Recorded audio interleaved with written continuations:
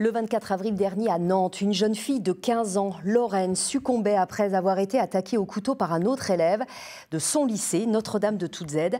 L'agresseur est depuis hospitalisé en psychiatrie car son état n'est pas compatible avec une garde à vue. Un drame terrible qui a d'abord focalisé l'attention sur la sécurité dans les établissements scolaires, mais aussi très vite sur la santé mentale des jeunes qui est aujourd'hui très alarmante. Bonsoir Rachel Baucher. Bonsoir. Merci beaucoup d'être notre invitée ce soir sur le plateau d'ici 19h. Vous êtes la chef du service psychiatrie au CHU de Nantes. Une situation très alarmante car un récent rapport du Haut Conseil à l'enfance parle d'une augmentation préoccupante des troubles mentaux chez les enfants et les adolescents. Vous le constatez dans vos services au quotidien ? Tout à fait, si vous voulez. On peut dire que la pandémie, il y a 5 ans, a été, je peux dire, un catalyseur de vulnérabilité.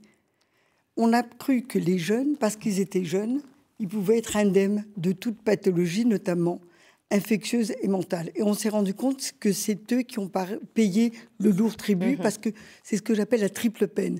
Ils ont payé le prix de la solitude, de l'isolement, une peine affective, de la précarité financière, une peine financière, et au niveau de leurs études et de la vie professionnelle. Donc, ce que j'appelle une triple peine, et on le voit dans les chiffres. Et 5 ans après, c'est aujourd'hui que les effets les plus dévastateurs se constatent.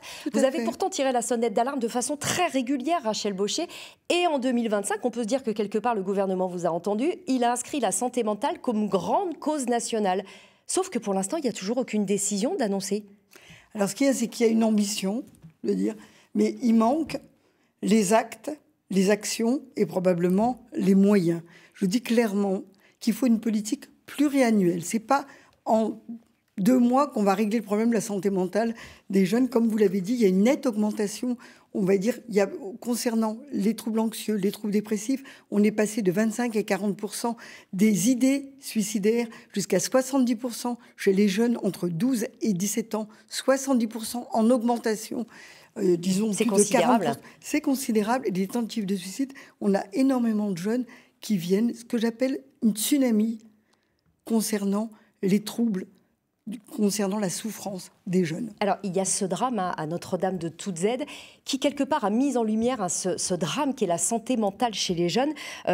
L'agresseur a été d'abord accueilli dans votre service avant d'être transféré ailleurs, puisque, je le disais, il n'est pas en état de subir une garde à vue.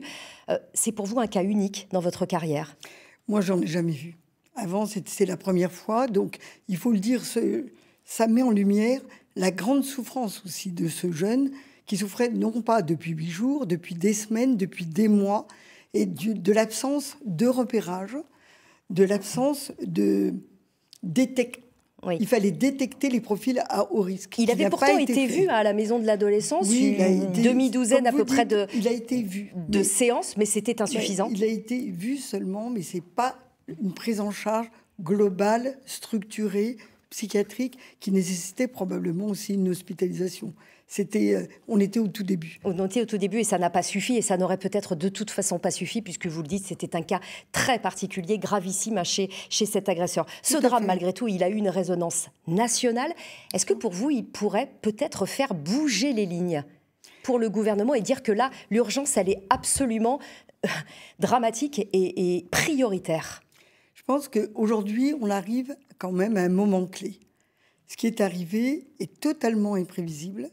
Mais comme ce qui est imprévisible, ça peut aussi se reproduire. Donc ça, on ne peut pas dire aujourd'hui, je ne peux pas dire sur ce plateau, aujourd'hui, 12 mai, que ça ne se reproduira pas.